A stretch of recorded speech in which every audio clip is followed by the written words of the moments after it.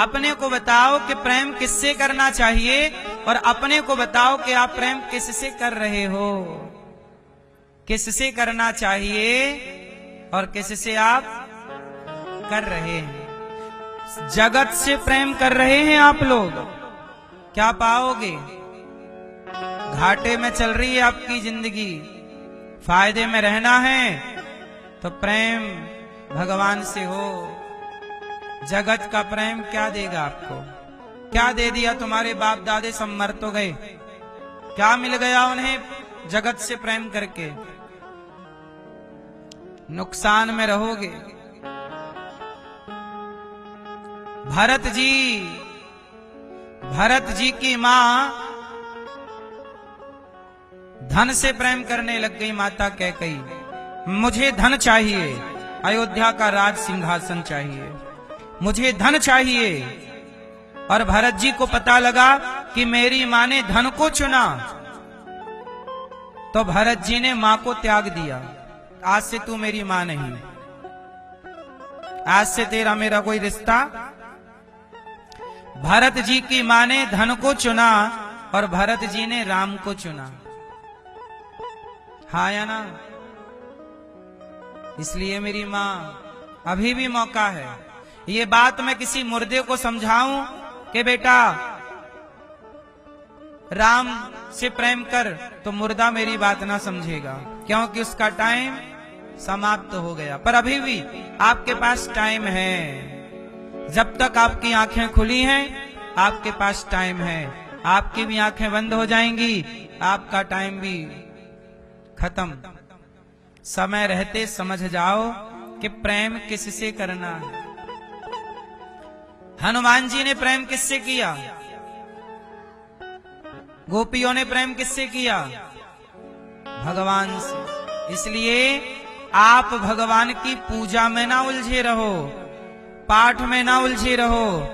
प्रेम क्या करो? जो प्रेम गली में आए नहीं, प्रियतम का ठिकाना क्या जाने। क्या करोगे भगवान से? प्रेम करोगे। अच्छा, प्रेम भगवान से करोगे, कितने लोग करेंगे? करोगे ना? आप लोग प्रेम करते हो किससे? बेटे से, परिवार से। किससे करोगे अब? भगवान से। अच्छा ये बताओ, आप कितने लोग भगवान से प्रेम करते हो? जो प्रेम भगवान से करते हैं वो हाथ उठाएंगे। करते हो भगवान से? क्या प्रमाण है आपके पास कि आप भगवान से प्रेम करते हो? प्रमाण क्या है?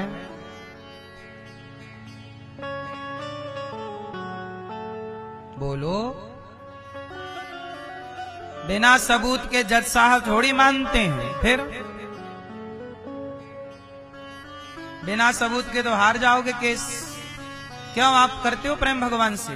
क्या प्रमाण है? प्रमाण नहीं है, हार जाओगे। प्रमाण चाहिए साहब। प्रमाण क्या है?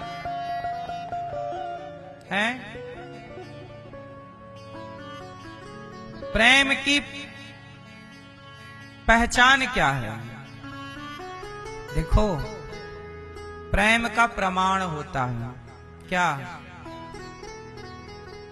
प्रेम का प्रमाण है कि आप जिससे प्रेम करते हो उसकी याद में यदि वो मिल गया या मिल गई, तो आप का बेटा 4 साल के लिए परदेश में है और 4 साल बाद जब बेटा लौटेगा तो आप उसे गले लगाओगे।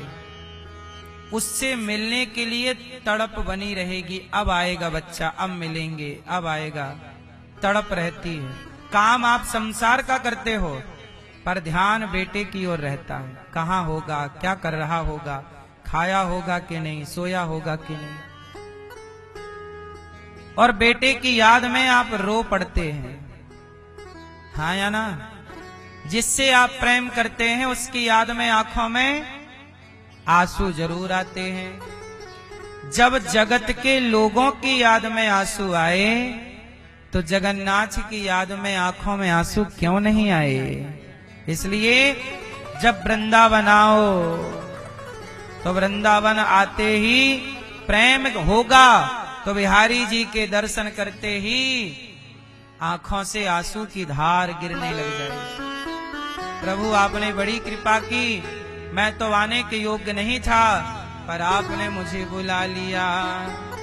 कितनी बड़ी कृपा है ये दास अनिरुद्ध पर। देखिए ना मेरी माँ कि मैं तो पापी से पतित हूँ, लेकिन मुझे भी वृंदावन धाम में बसा लिया। हाँ मुझे वृंदावन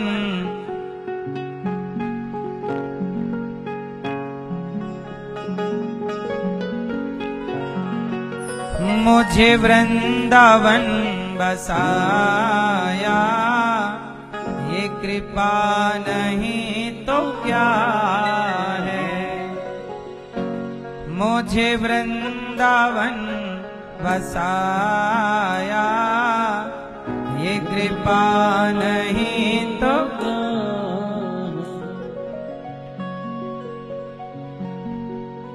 अब देखो ना, आप इसे कृपा मानते हैं कि नहीं।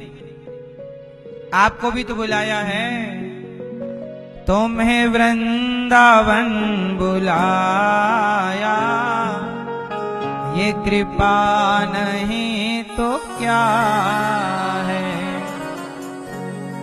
मुझे वृंदावन बसाया, ये कृपा नहीं तो क्या है।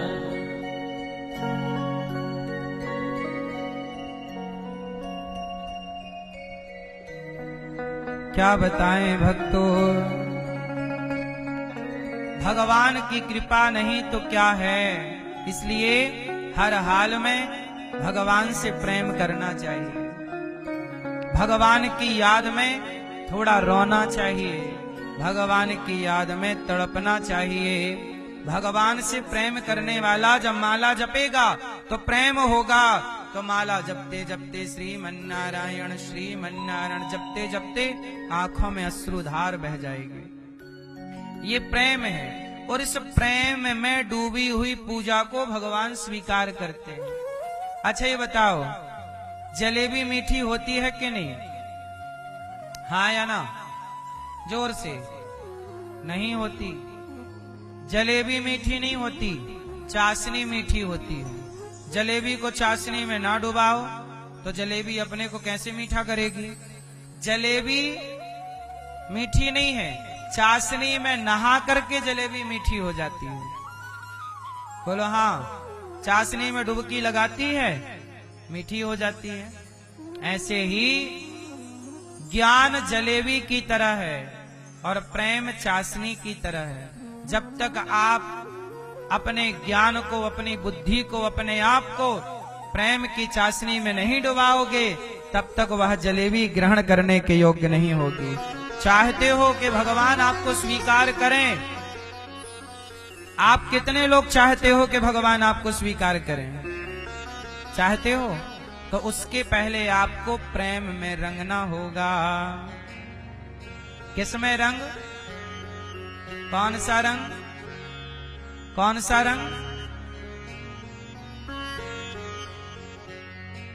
ऐसा रंग कि चाहे धोबिया धोए चाहे सारी उमरिया, ऐसा रंग प्रेम का, भक्ति का रंग ऐसा लगे भगवान की याद में माला जपते समय प्रेम के आंसू, कथा सुनते समय आंसू, भगवान का नाम लेते ही आंसू।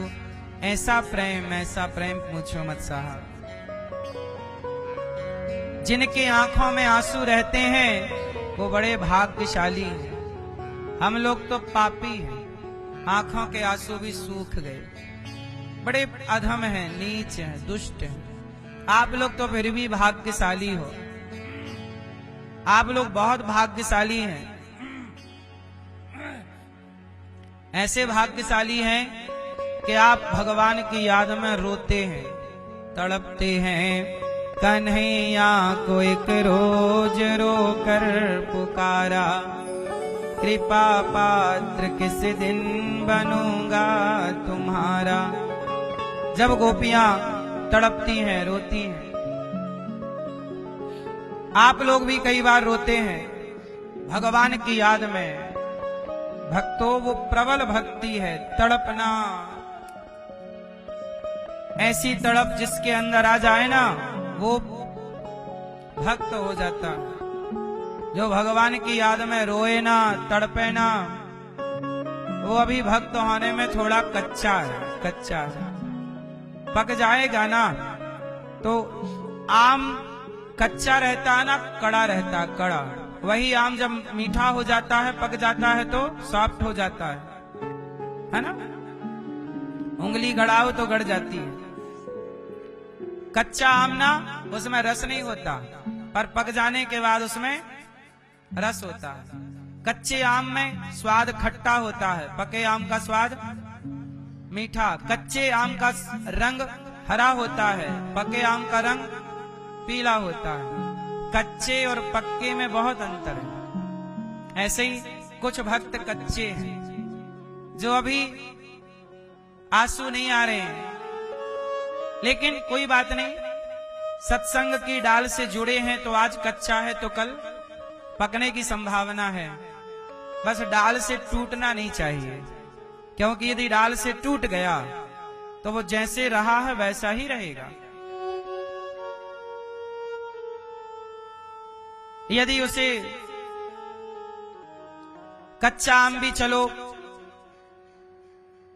पकने के मौसम में टूट के गिर भी गया, तो कोई उठा के उसे यदि कहीं गाड़ दे भूसे इत्यादि में, तो उसके पकने की संभावना फिर भी है।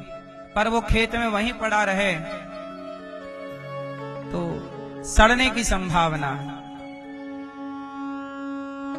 ऐसे ही कि यदि कोई सच्चा गुरु मिल जाए तो आपकी कच्ची भक्ति को भी पका सकता है, सत्संग के पाल में दबा करके। पक जाओगे तो काम आओगे, कच्चे रह जाओगे तो कच्चे आम की चटनी बन जाती है। पके आम को राजा कहा जाता है फलों का। इसलिए भक्ति कच्ची ना रह जाए, सारी जिंदगी हाय हाय में ना चली जाए। थोड़ा ध्यान भगवान का। उद्धव जैसे ज्ञानी समझ ना पाए, क्या जवाब दूं, गोपियों के चरणों में गिर पड़े। चरण रज का स्नान करते हैं, कहा हमें वृंदावन में बसा लो। राधा रानी ने कृपा की, उद्धव जी भगवान के पास गए, कहा प्रभु चलो, आपसे प्रेम करने वाली गोपियां वृंदावन में रो रही हैं। भगवान बोले उद्धव, आपके ज्ञान का अभिमान मिटाने के लिए मैंने आपको वृंदावन भेजा। एक क्षण के लिए मैं अपनी गोपियों से अलग नहीं हूँ। तब पूरे शरीर में भगवान ने बैकुंठ का दर्शन, वृंदावन का और गोपियों का दर्शन कराया। भगवान अपनी गोपियों से दूर नहीं है, ये केवल लीला थी। उद्धव के ज्ञान को, अभिमान को, ज्ञान के अभिमान को समाप्त करने की लीला उद्धव लीला है। इसलिए आपसे मैं इतनी प्रार्थना करूं कि भगवान की पूजा यदि आप कर रहे हैं और उस पूजा में प्रेम नहीं है, तो पूजा वैसी ही है जैसे राख में कोई आहुति डालता हो। राख है तो स्वाहा स्वाहा कि कोई मतलब नहीं। ऐसे ही है कि प्रेम के बिना किया गया जप तप यज्ञ अनुष्ठान तीर्थ यात्रा सब बेकार है।